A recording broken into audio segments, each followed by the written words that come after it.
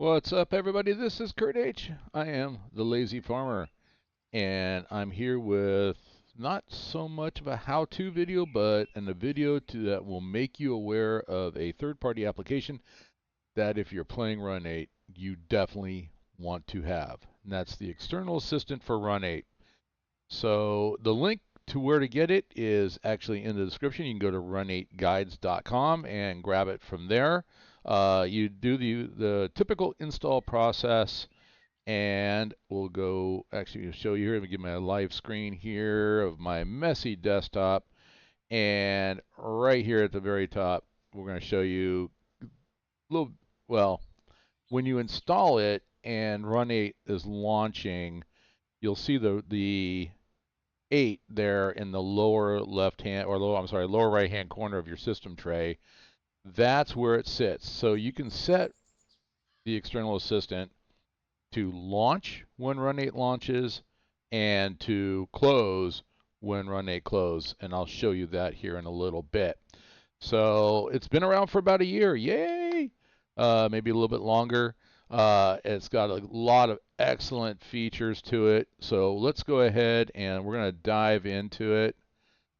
And I will show you. So hang on a second. We'll go over here. Let me close this out. You guys don't need to see this. So there's my messy screen right there. Run8 is up there, up here in the corner. You can kind of see my mouse moving around. So there's, and then down here in the lower right-hand corner is where the external assistant is. So you can click on the 8, left click on the 8 will bring this up, and then what I do then is I go F4, and it is full screen, and it sits right here on top of Run8.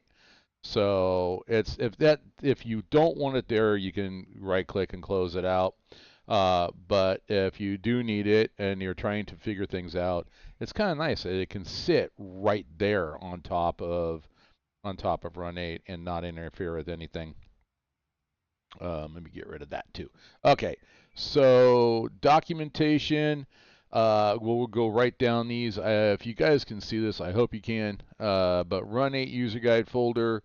So that takes you right to the main folder where all your user guides are. So if you want to find that quick and easy, use that through the Run8 Assistant. 15-minute quick start guide. That is helpful if you're brand new to Run8. I highly recommend the 15-minute quick start guide. Be on the base game.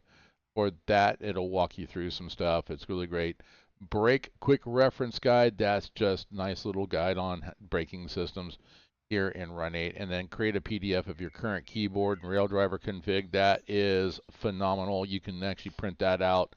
If you have a rail driver, you can actually print that out and use that or change it in whatever. Anyway, depot maps. This is crucial. You can go to depotserver.com and go through their menus to find the maps. They're easy. It's not hard. But this is more convenient to have the maps at your fingertips, and of course they have them separated by California, the southeast, which is Florida, Georgia, northeast, which is New York, New Jersey, Pittsburgh, and then you've got all your references to UP signals, BNSF signals, CSX, Norfolk Southern, the Depot Rolling Stock database. That is a handy database if you're looking for, I'm looking right here, if you're looking for, okay, I don't have all the car packs. I've got a card that is blue, or actually it's grayed out. It's not blue. What car pack is that a part of? It will tell you. And then you can just, if you want to go to the Run8 Studios, you can purchase that car pack. So you got the main website for the guy that has all the BNF signals out, and of course you can go to the Depot's website and browse and get things like their config files and stuff like that. Open auto viewers, I have that checked. So what that is for is, say you're working on your industries and you need to see what industries you have and what their capacity is and what they produce. You can export that, and it goes into a folder in your Run8 or in your Run8 directory. And if now you want to find it, well, you can search for it, or you can use the Run8 Assistant external assistant here and click on industry config viewer. But with auto open, every time you export a file, it will automatically open up on top of Run8. An example is the switch list. You saw now if you watched my video from Sunday, as a matter of fact, the switch list viewer, when the file was given to me and I double clicked on it, the Run8 assistant automatically opened up its switch list viewer. Even though I was not in control of the train, I was a conductor, the engineer gets to see the switch list. He had to share the file with me through Discord so that I could see the switch list, and it automatically came up. So jump to tile, that's actually pretty powerful. If you're getting, like, you see the notifications up in the upper left-hand corner that I'm getting, I'm leaving those up there for you on purpose. But right up there in that in the upper left-hand corner, you might see something like stretch force coupler, and it will give you coordinates. Well, if you want to jump to that tile to find the train that's causing that issue, you can click on jump to tile and you can put the coordinates in, and then what will happen at that point is it will create a extra board location, and so then you can go into your F1 menu, load up the extra board for that location, and it'll actually take you there. See one of my videos on that. I talk briefly about what the extra board does and how it works, and so I'm not going to cover it in detail here. Keyboard, rail driver profiles. If you change your keyboard shortcuts, rail driver shortcuts, and buttons, you can actually save the profile. If you're like me and you have different versions of Run8 on one computer, you can do that with Run8. Or especially if I'm running through the server, I've got 3 different maps going on my server machine.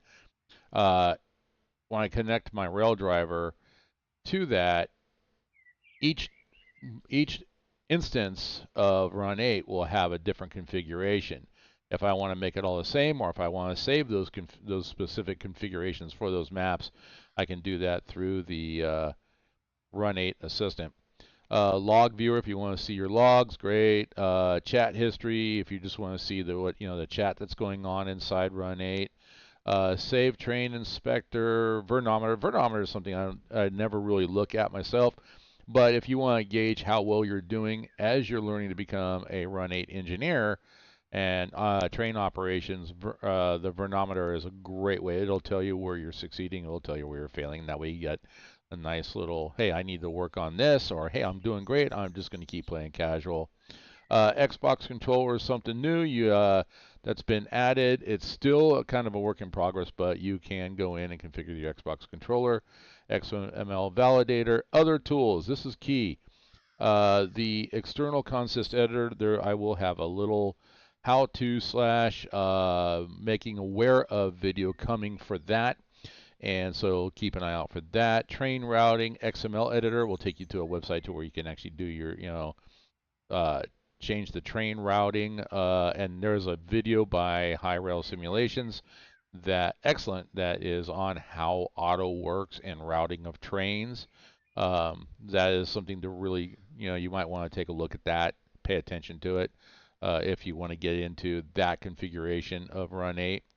And then dispatcher.net, that's an external dispatcher that you can use if you're running a server, and you choose to play dispatcher, which I do sometimes. Is I will have, if I play engineer on one monitor, I can run the dispatcher on another, and I might use the dispatcher.net program. It's a little more powerful, has some little bit extra features than what you find on the dispatch board inside of Run8. But if you're playing on a multiplayer server and you're playing dispatcher with a lot of trains out there, it's very helpful. So, but give it a try. I do recommend it. Try it. You never know, you might like it. So, but it is a third-party program. Backing up your Run8 configs. So that is extremely helpful. Once again, if you're running a server and you're making changes to your industries, to your AI trains, to your hump yard, anything that you're going to have, that you need to configure, it'll be in the one of 3 files. You can back up your config files that way. So about External Assistant for Run8, just about it. The settings. Now let's talk about the settings page. I just brought that up. And this is where I was saying that in the auto start, I'm going to start with that. We're going to come down here to the bottom. Start, exit, External Assistant for Run8 automatically when Run8 starts or exits. I have that checked. And then backup Run8 config files once a day automatically. Once again, if you're running a server, that's good to have that up just in case something, you're in your config files, you're making changes. Of course, if you add a DLC, we all know that when you go through the DLC installation process, which I'm going to be putting a video out on that as well too, that installation process can kind of wipe out your configs. So having that checked with the assistant up and running, your config files will get saved once a day. Then you have your backup file location. You can designate where you want those files located. Right here at the top, Run8 location. For the external assistant to run effectively, you need to point it to the folder that has the Run8 executable file. And once that is set up, you will get a green bar up here, or if it's not right, it'll be a red bar saying we can't find it. And then the same thing down here for configure link to external consist editor, and then configure a link to dispatcher.net. Those are the two external programs we talked about. If you're going to be you're using the external consist editor, which I'll put it out. There's a video coming on that, so I do recommend that you get that, and there is a link in the description. The dispatcher.net, I do not have a link for that one. You can find that at dispatcher.net. And basically, if you are running the dispatcher.net, you can configure that link. With that link, those links actually point to its executable file location on your computer. Anyway, real easy, real quick. The external assistant for Run8. Like I said, I don't use it a lot, but I'd rather have it and not use it than want to go use it and not have it. And it's so lightweight, it doesn't affect anything. It's just a good thing to have. So I can close that out, and then to get to it, very simple. I just hit F4 on the keyboard, so it minimizes, and you can see how it minimizes Run8. And then I can click on, and then I can come back up here, click on the Run8 program, and there it is. So very easy maneuvering around, definitely worth having. So I encourage you to go out and get it. Anyway, once again, Kurt H., I am the Lazy Farmer. Thanks for watching this. Hopefully this helps. Hopefully this is something that you're going to do. Leave me a like if you like the video. Go ahead and subscribe to my videos as well too, as I do Run8 and Farm Sam. And then of course, if you like the content, hit that notification bell so you know when I stream live, and also share these out too. Let people know there's an awful lot of people out there that are looking for a Run8 train sim. I've been getting a lot of comments lately that they've been just found this, and it is exactly they're coming over from Train Sim Classic, all that kind of stuff. That Run8 is the train simulator that they've been looking for. So anyway, guys, take care. And Thanksgiving's right around the corner. So if you guys are in the United States, happy Thanksgiving if I don't see you beforehand. And otherwise, I will catch you guys later. Bye-bye.